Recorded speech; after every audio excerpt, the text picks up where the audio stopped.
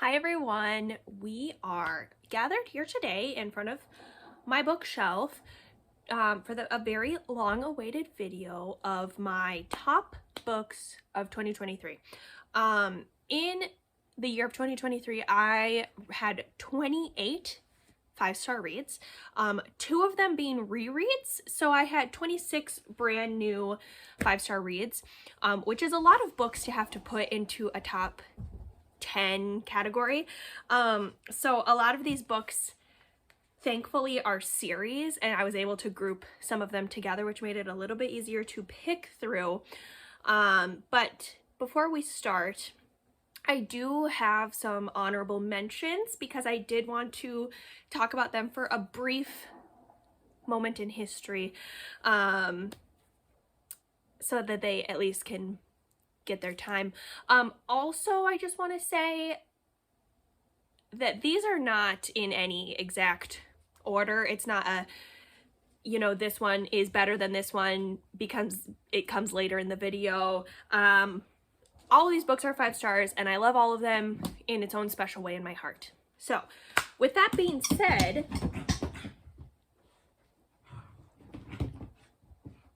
of course, the crazy girl has to show up. Okay, hopefully Pip has calmed down, and we can move on to my honorable mentions, which I won't get too into. I'll just kind of say what they are. First up, the only book on this list that is a 4.5 star, but I think it's an honorable mention. There's No Way I Die First by Lisa Springer, The Firefly Summer by Morgan Matson, 0 Days by Ruth Ware, Finley Donovan is Killing It by Elle Casimano. This is my all-time favorite book, hence why it's not allowed to be on this list, because it's been on this list since it came out, so honorable mention. Ace is Wild by Amanda DeWitt, Genderqueer by Maya Kobabe, and That Summer Feeling by Bridget Morrissey. Those are books that, I really wanted to put them on the list, but some other ones just kind of beat it out just a little bit. The first one that I have here, I don't have a physical copy of, and it is Lost in the Moment and Found by Seanan McGuire. This is no longer the latest book in the Wayward Children series. It was actually my last 5 star of 2023, so that's fun. This one, we are following our main character, Ancy, I think is how her name's pronounced. Her dad dies and her mom gets remarried to a creepy man who wants to start fights with a little girl, weirdly enough. And then Ancy finds her door, and she, has her moment, like every other Wayward Children in the series. This one made it on the list just because it made me cry. It was very emotional. I think it's one of the best ones in the Wayward Children series, universe, whatever you want to call it.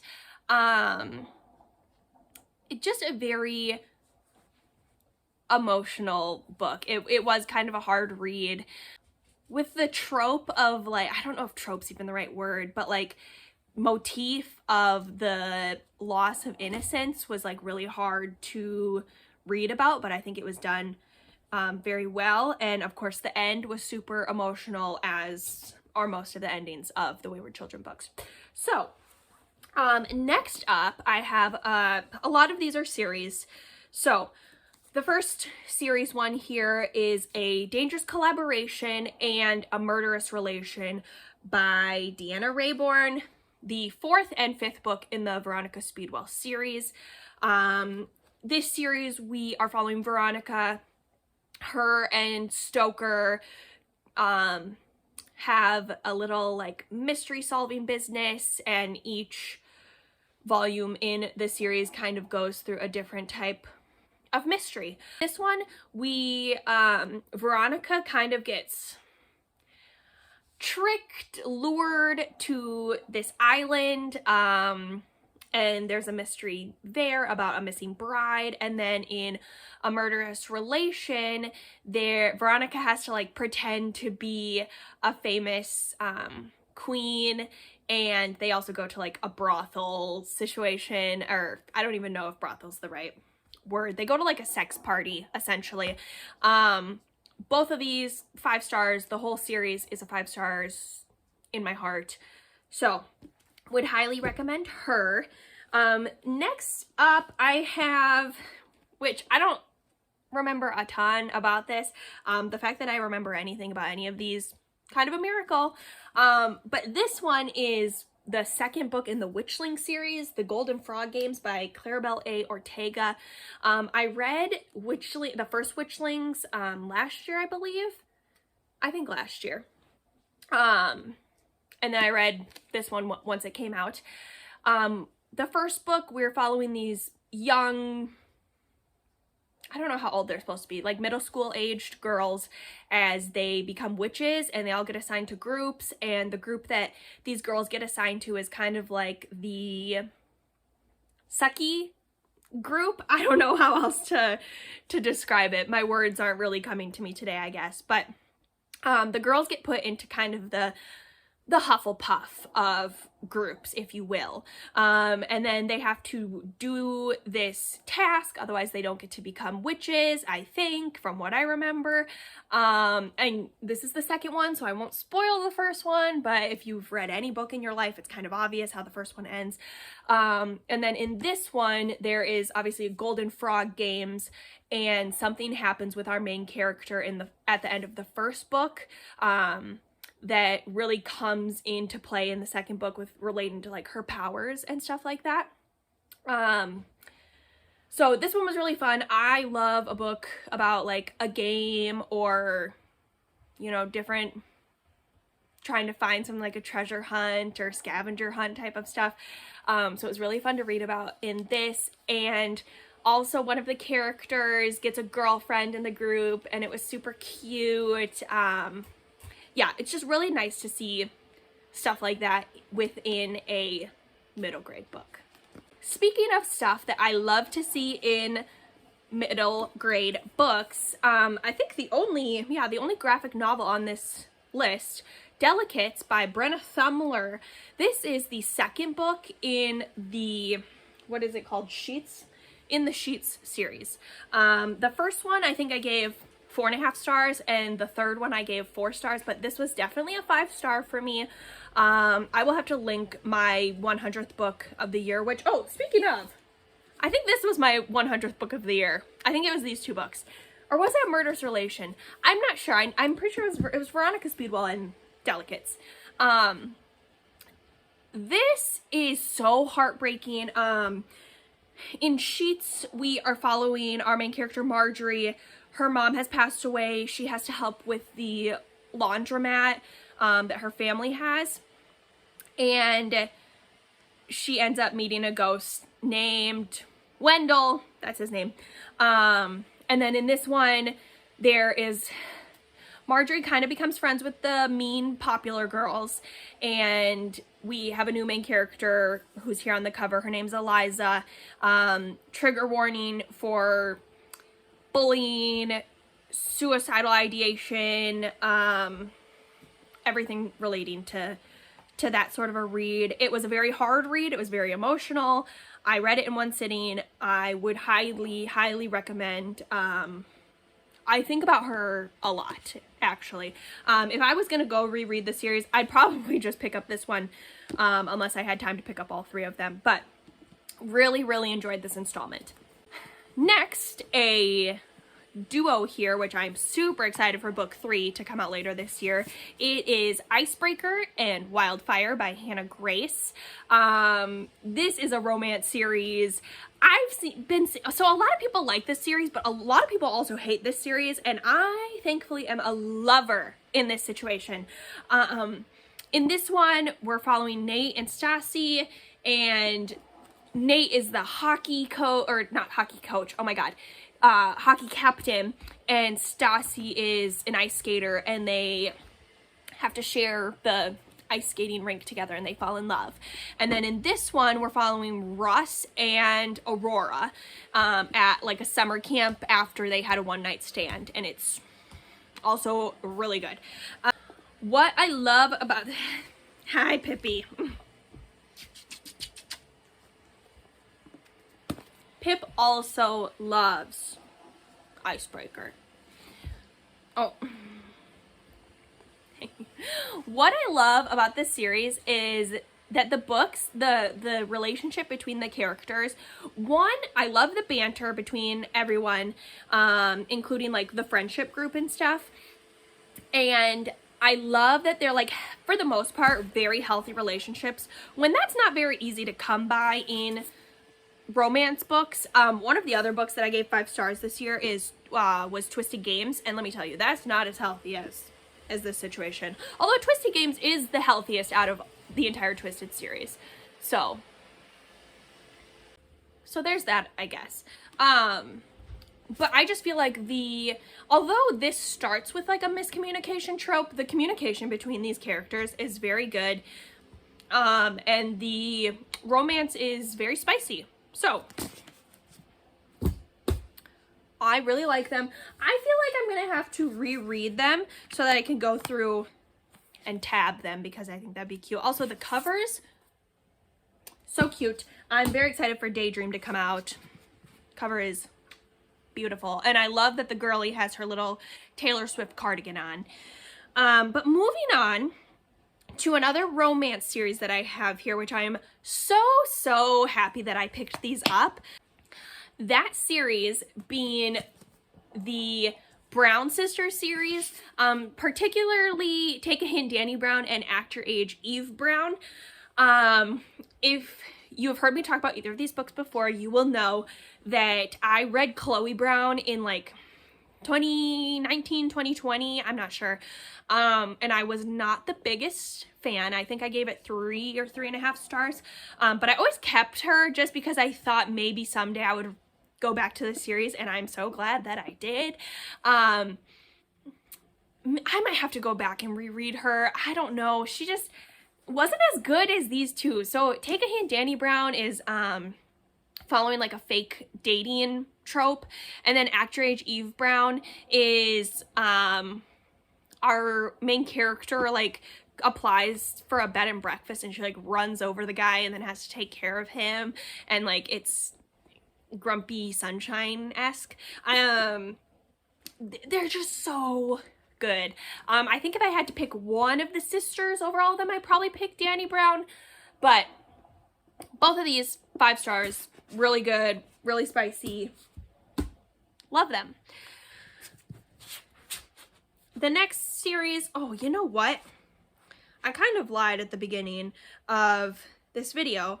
The next series is the Shady Hollow series, including Shady Hollow got 5 stars, Cold Clay 5 stars, Mirror Lake 5 stars, and then Twilight Falls only got a 4, I think, maybe 4.5. I'll just hold up this one. But this series is so good. I have read 5 of the books so far. Oh, I guess I should mention, there's another one. I don't remember what it was called. Evergreen Chase. I think that's what it was, which was a novella, which I think also only got 4 stars. But this whole series is 5 out of 5. Love it so much. Zootopia with murder mystery, basically. Each of the books kind of follows its own little mystery. They aren't the most like perfect masterpiece, well-written thing. I think every single one of the books I've been able to guess what was going to happen, but I still love the like small town, cozy, foresty feel. All the characters are animals, which I love that. I just think it adds like a more fun aspect to the book rather than just being people, you know? I'm definitely excited for the like I'm definitely excited for the official like 5th book to come out, and I do have the 2nd novella on my Kindle. I just haven't read it quite yet. But yeah, this series holds a really special place in my heart. I'm so excited and glad that I picked it up in the last year. And the fact that I read 5 of, even if one of them was a novella, 5 books from a series in 1 year, it's pretty good for me. Next up, the last series book that I have here to talk about.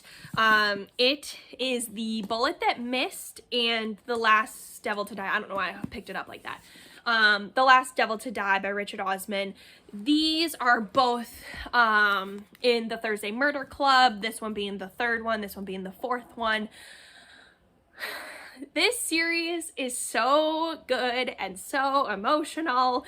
I'm sure you all know, but Thursday Murder Club follows these 4 elderly people living in a retirement home, and they solve mystery / cold cases situations. The fourth one especially was really emotional. I have 1 tab in there, and if you know, you know. Just thinking about it is making me emotional. I don't know what else to say besides this is like another cozy mystery type of series. I'm sure you guys have heard people talk about it. They're all super good, and I would highly recommend, just like I would highly recommend anything on this list. All right, moving into our last 2 books. These are both nonfictions, which is very surprising, being that this is my channel. The first one I have here is What Doesn't Kill You: A Life with Chronic Illness, Lessons from a Body in Revolt by Tessa Miller. This is a memoir about a woman discovering that she has Crohn's disease. Does she have Crohn's disease? Yeah, I couldn't remember if it was Crohn's or ulcerative colitis. This one, we're following Tessa as she gets her Crohn's diagnosis, and like having to deal with that. Being that I am a nurse, I did have a lot of like knowledge before reading this book, but I think reading it even more like solidified what life might be like if you do have like a chronic illness, especially Crohn's, obviously. This one just really got to me for some reason. This one and the next one like made me cry quite a bit, and like I constantly think about them. I just think it was really eye-opening to read about, and I would definitely recommend if you have a chronic illness or someone in your family does, or someone you know, even if someone you don't know, just to like help you better get an understanding of what life might be like for them and like the challenges that they have to go through and stuff like that. And also look at the cover. Beautiful. Very, very beautiful. Yeah, this was a really good one. And then the last book that I have here to talk about, I was listening to as an audiobook, and then I got halfway through and I was like, I need to go to the store and buy this because this book is so good. Crying in Hmart by Michelle Zauner, which I did not know until after reading this that Michelle is in a band. But look how many tabs I have. And that's having like gone out to the store halfway through listening to the book, so I had to like go back and find a lot of the things I tabbed. I would definitely reread this maybe later this year because it was really a really hard read. This one we're following Michelle as she kind of talks about like growing up and how she didn't have the best relationship with her mom. But her mom ends up getting cancer and passes away. Spoiler, I guess, even though it's a memoir. So it's kind of her dealing with the grief of her mom's passing, but also like the grief of knowing that your parent has cancer and is most likely not gonna make it, or like at least you know that your parent for the most part is probably gonna die before you, and how like hard that can be to kind of sit with, and the grief that comes with that. I can't remember the word that I used a lot of times when describing this, but like the pre-grief, you know? It's just really, it's a really hard read. Out of all the books on this list, this one probably made me cry the most because I feel like I was just listening to it and I was just constantly crying the entire time. But it was a very good read nonetheless. I just feel like it was a really hard but good read. which I have said for a few of these now. But there you guys have it. Let me see if we can do this.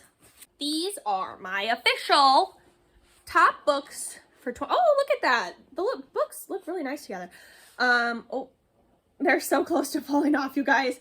These are my top books of 2023. I know there's more than 10 of them. They don't want to stay up there. But I hope you guys enjoyed this video. Let me know if you've read any of these, what books made it on your top 2023 list. And let's continue to have a great 2024. I know we're already a month into it, but I hope you guys enjoyed this video. If you did, you can leave a like, comment, subscribe, do all the things that you want to do, and I will catch you in my next video. Over and out.